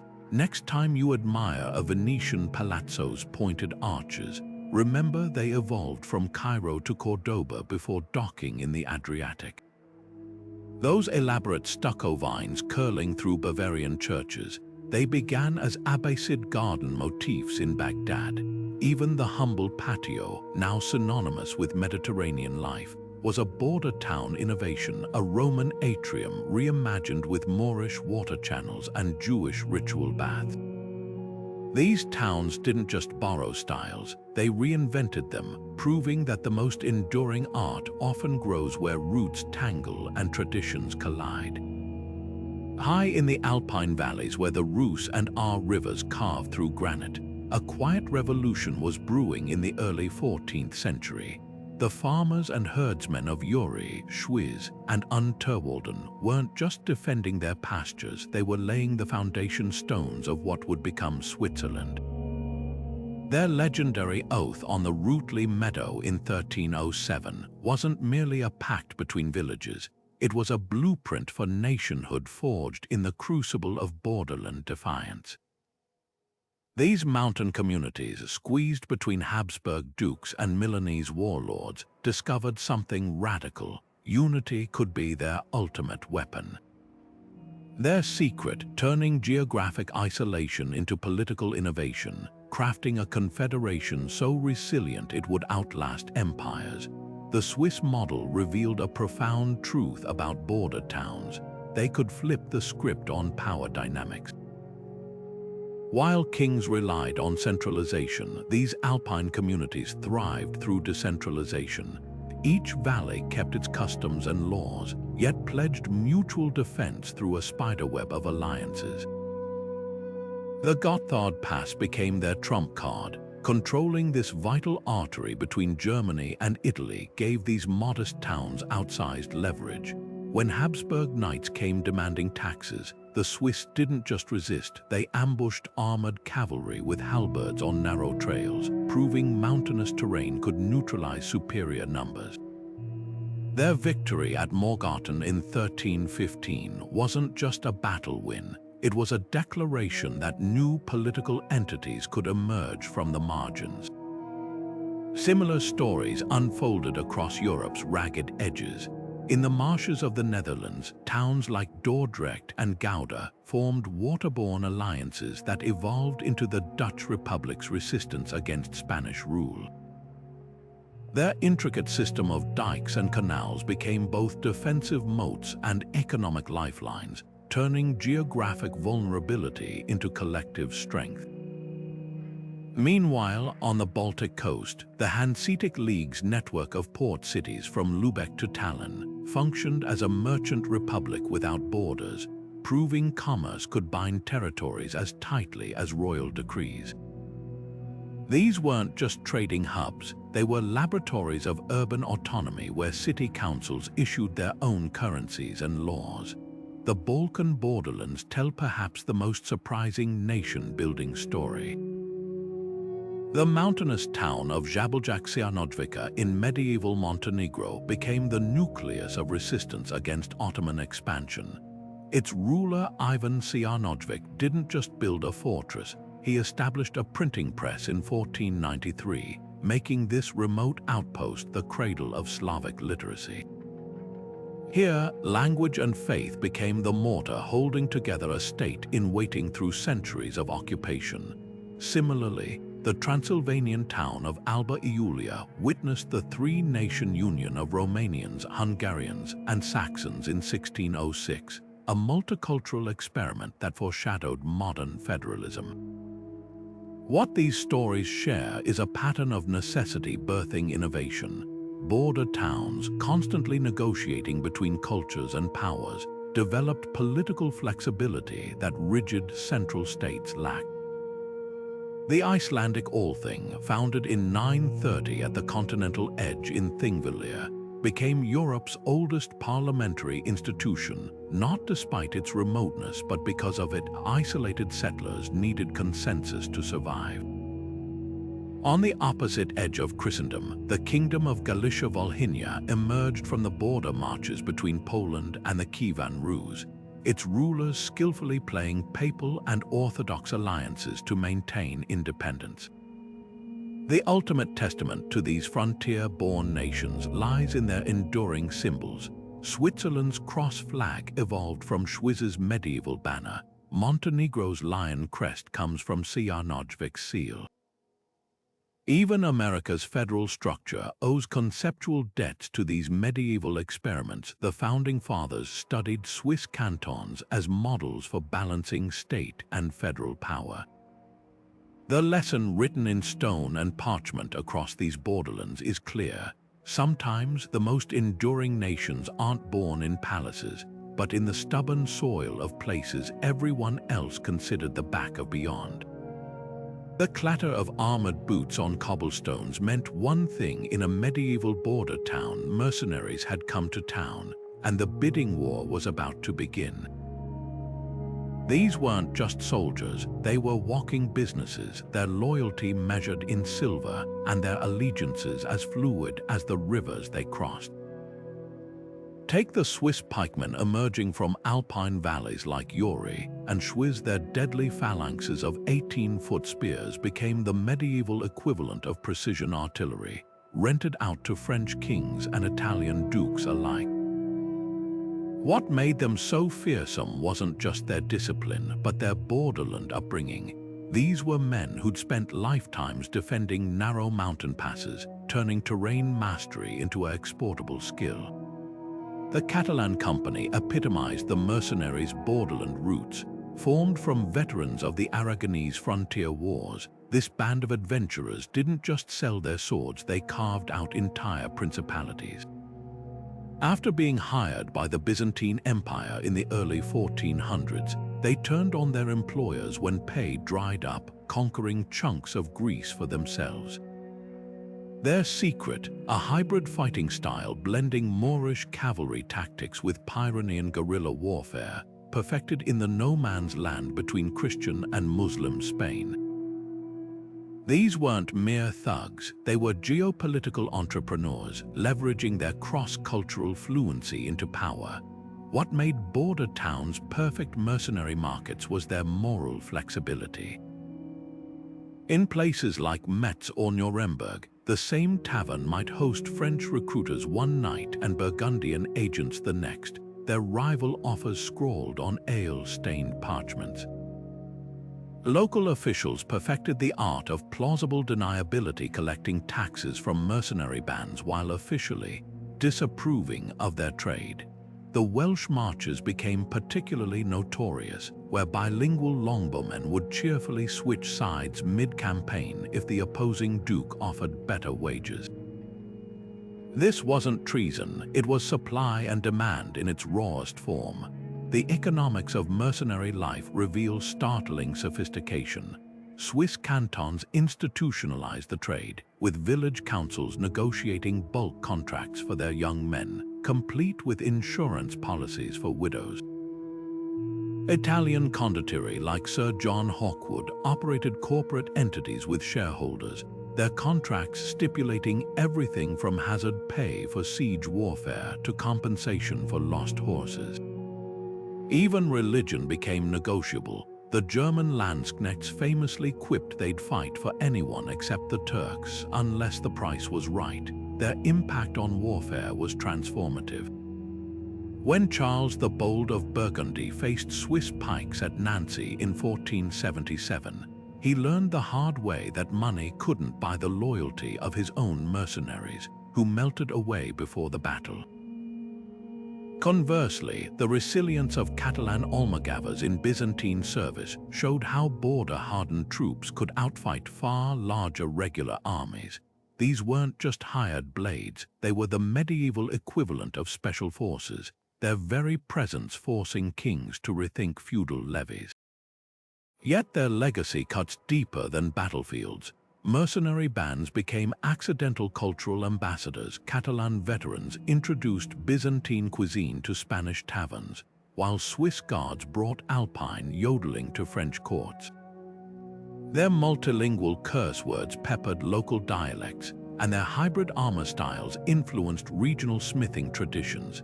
Even today, the Vatican's Swiss Guard uniforms echo the bold stripes of medieval mercenary heraldry, a living fossil of this era when a man's worth was measured in skill, not birthright.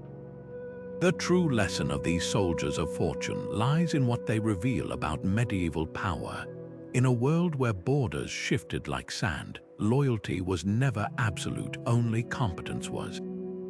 A well-drilled company of Gascon crossbowmen or Bohemian Hussites could make or break kingdoms, their weapons singing the same universal language: gold.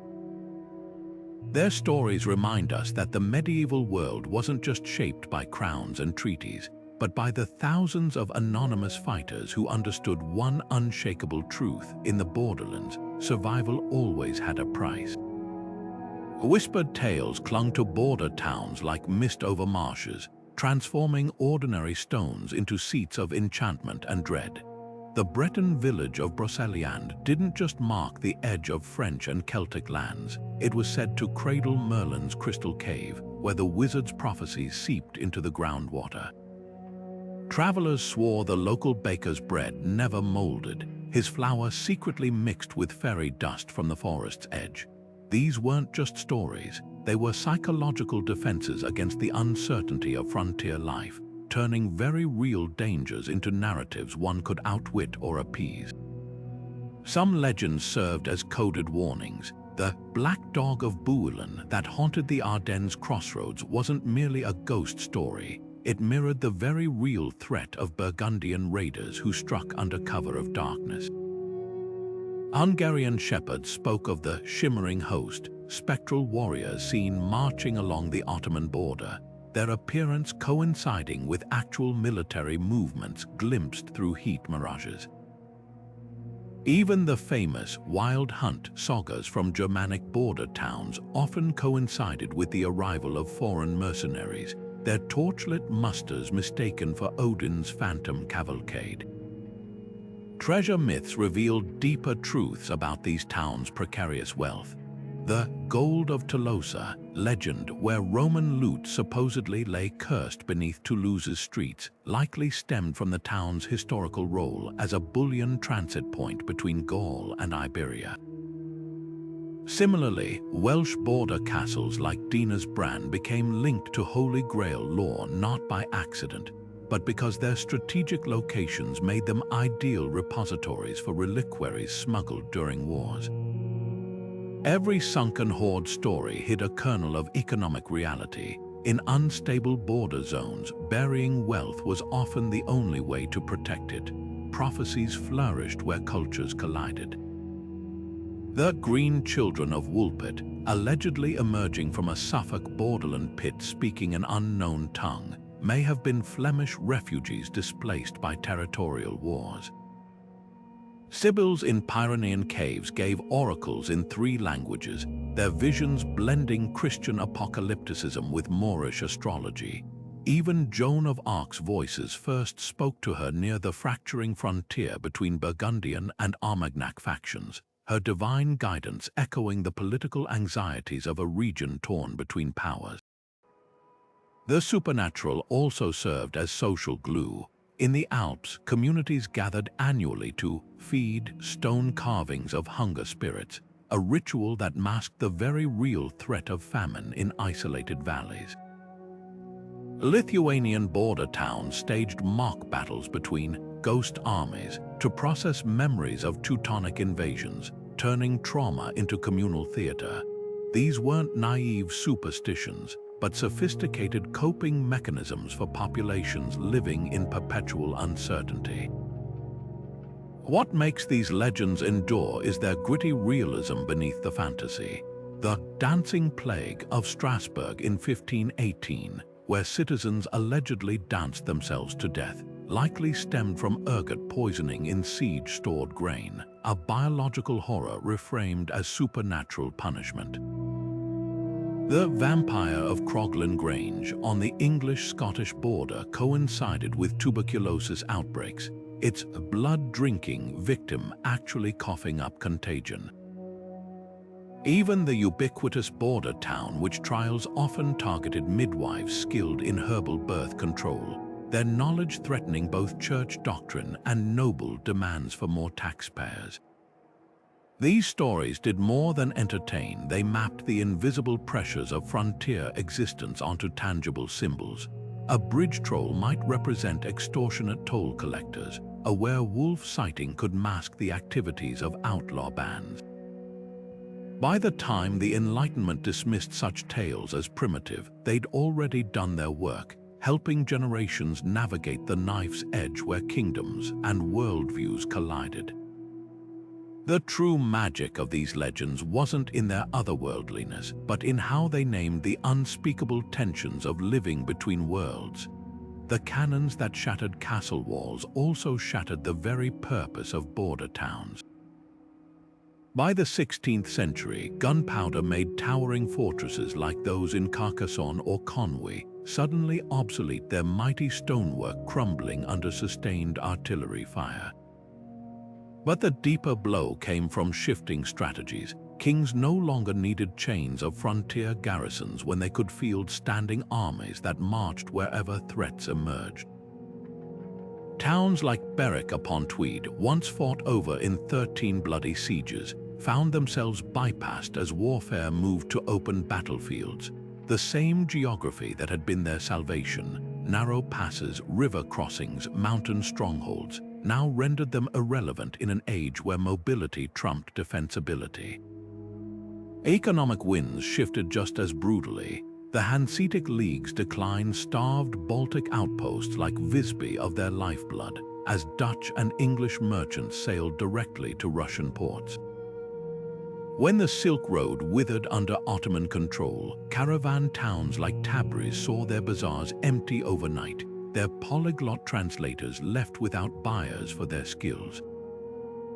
Even local trades collapsed. The salt routes that sustained Ceylon's Les Bains dried up when cheaper Atlantic Sea salt flooded markets.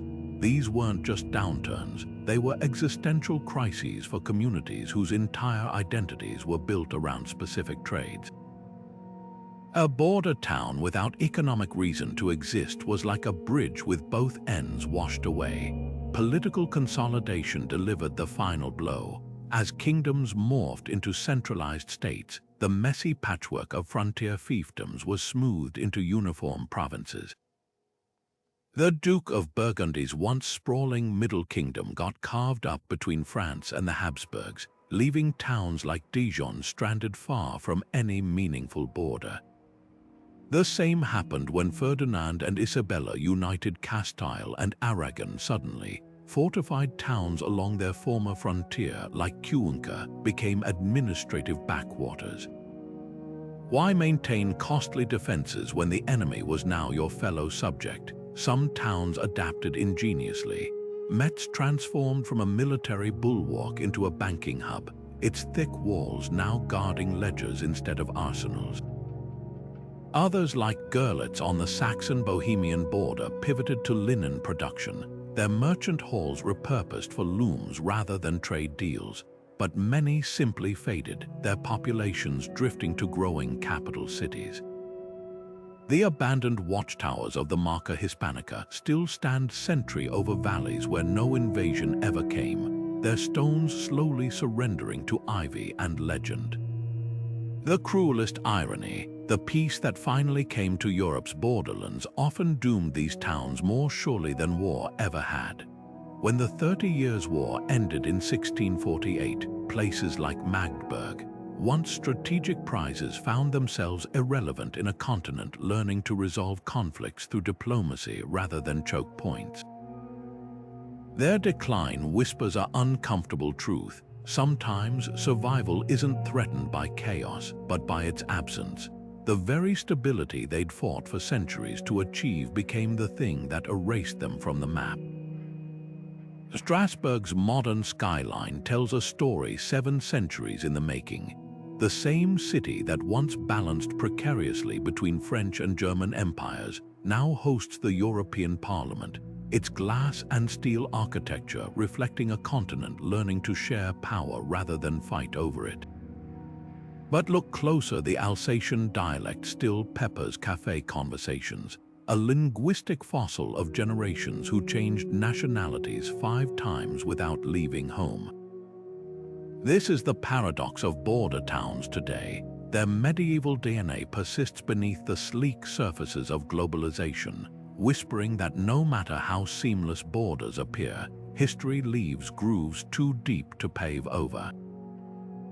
Trieste, that sliver of Italy wedged against Slovenia, offers another masterclass in layered identity.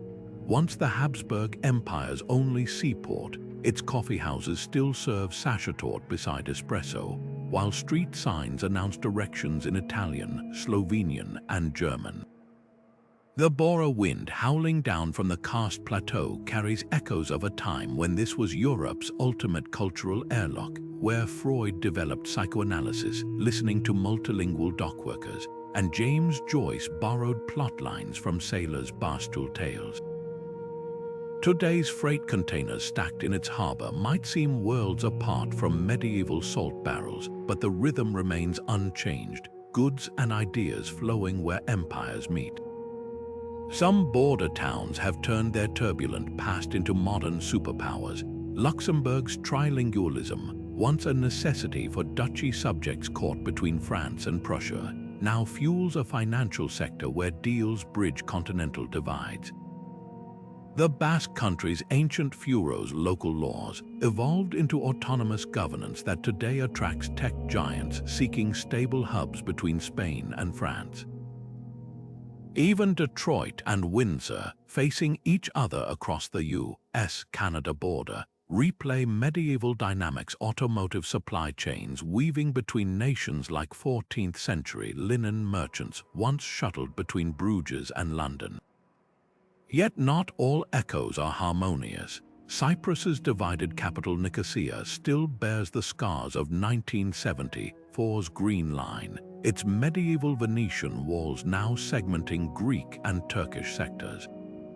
The Korean DMZ mirrors the no-man's lands of medieval Hungary, where farmland turned into permanent buffers between kingdoms.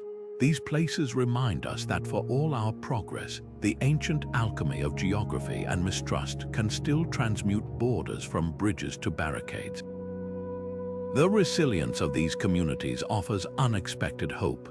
In Mostar, the reconstructed Stare Bridge doesn't just reconnect Bosniak and Croat neighborhoods, it revives the Ottoman bridgekeepers' tradition of collecting tolls from all equally.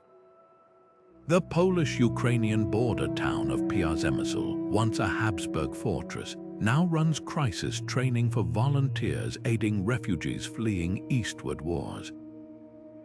Like their medieval ancestors, today's border towns excel at turning friction into fusion, proving that the places most scarred by divisions often become laboratories for reconciliation. What ultimately connects these dots across time is their refusal to be reduced to simple categories.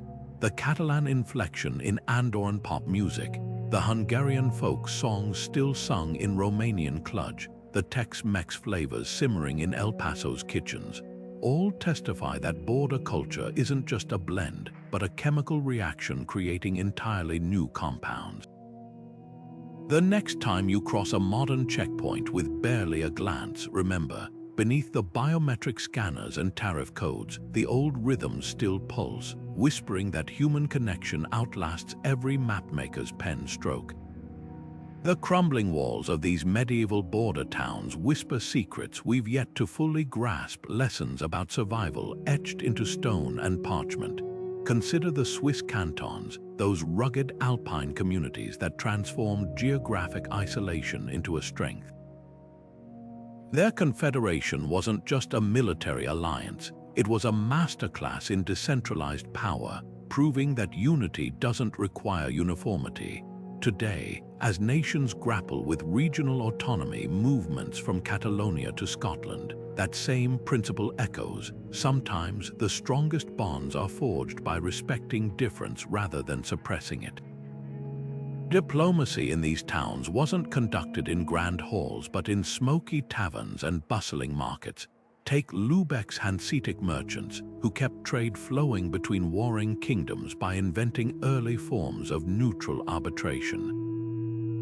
When conflicts froze Baltic ports, they established contours, trading posts with extraterritorial rights, creating safe zones where business could continue despite political storms.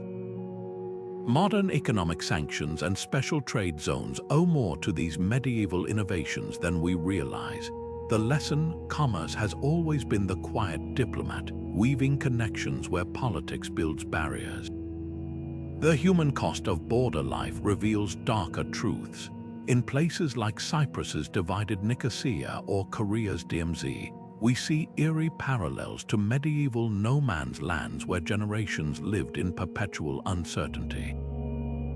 The siege-scarred families of Carcassonne would recognize the same weary resilience in today's border camps, the way parents teach children to distinguish between distant thunder and artillery, or how farmers plant crops knowing harvests may never come. History's cruelest repetition is how often ordinary people pay the price for lines drawn by distant powers, yet these towns also model astonishing adaptability. Görlitz's seamless shifts between German and Slavic rule birthed a bilingual culture that still thrives today, while Toledo's interfaith translators preserved knowledge that might otherwise have been lost to dogma. Their genius lay in pragmatic coexistence, not naivety, but the hard-won understanding that survival sometimes means sharing bread with yesterday's enemy. In an era of polarized identities, that flexibility feels revolutionary. Perhaps their most urgent lesson is about the fluidity of belonging. The Breton fishermen who sold their catch to both French and English armies, the Jewish moneylenders who financed rival kings, they understood that identity isn't a monolith. Modern borderlands from the US-Mexico frontier to the Sahel prove this daily. Cultures blend where maps divide, creating hybrid traditions that defy simple categorization. The medieval world's greatest legacy isn't its walls, but its reminders that human connection stubbornly outlives every attempt to contain it. These towns challenge our obsession with permanence. Their ruins remind us that today's impassable border may be tomorrow's tourist checkpoint, that languages once forbidden now flavor local dialects, and that recipes born from scarcity become celebrated national dishes. The real takeaway isn't just how they survived, it's how they transformed isolation into innovation, proving that the margins often nurture what the center can't imagine. In their stones we find hope. If they could thrive amid chaos, perhaps so can we. As we reflect on the forgotten border towns of the medieval world, we see how these small places wielded enormous influence. They were the crucibles where nations were forged, the crossroads where cultures met, and the battlegrounds where destinies were decided. Their legacy challenges us to look beyond the margins of history and recognize the power of the periphery, the quiet, unassuming spaces where the real work of shaping civilizations often happens. Think about the last time you stood at the edge of something: a city, a forest, a coastline. There's a certain energy in those liminal spaces, a sense of possibility and tension. That's exactly what these towns embodied. While kings and emperors obsessed over grand capitals, it was the borderlands where the rubber met the road. A treaty signed in a drafty tavern could redirect the flow of history. A merchant's ledger in Bruges might reveal more about medieval power dynamics than any royal decree. These places remind us that history isn't just made in palaces and parliaments, it's made in the streets, the markets, and the contested gaps between worlds. What's truly remarkable is how these towns defied simple categorization. They weren't just French or German, Christian or Muslim. They were fluid, adaptable, and often defiantly both. Take the Catalan town of Puigcerdà, where troubadours sang in Occitan while scribes kept records in Latin and Arabic, or the Lithuanian fortress of Trakai, where Karaim Jewish soldiers guarded a pagan Grand Duke's treasury. These communities understood that survival meant embracing contradiction, turning their mixed identities into strength rather than weakness. The echoes of their ingenuity surround us even now. Every time we use a word like tariff, from the Arabic tarif, or admire a cathedral's stained glass inspired by Islamic mosaics, we're touching fragments of that borderland legacy. Modern diplomacy's emphasis on neutral zones and cultural exchange, that's straight from the playbook of medieval towns like Avignon or Ragusa. Even our globalized economy owes a debt to the Hanseatic League's networked trade hubs. But perhaps their greatest lesson is one of resilience. These towns didn't just endure, they thrived in the face of constant uncertainty. When walls crumbled, they rebuilt them stronger. When languages clashed, they invented new ways to communicate. When empires rose and fell, they adapted without losing their core identity. In an age where borders are once again hotly contested, that stubborn creativity feels more relevant than ever. So the next time you glance at a map, don't just focus on the bold lines and big cities. Look for the forgotten in-between places, the river crossings, the mountain passes, the unassuming dots between kingdoms. Because as history shows us, that's often where the magic happens. If you enjoyed this deep dive into the margins of history, don't forget to like, subscribe, and share your thoughts in the comments. What forgotten border town story surprised you most? Until next time, keep exploring the hidden corners that shape our world. You never know what secrets they might reveal.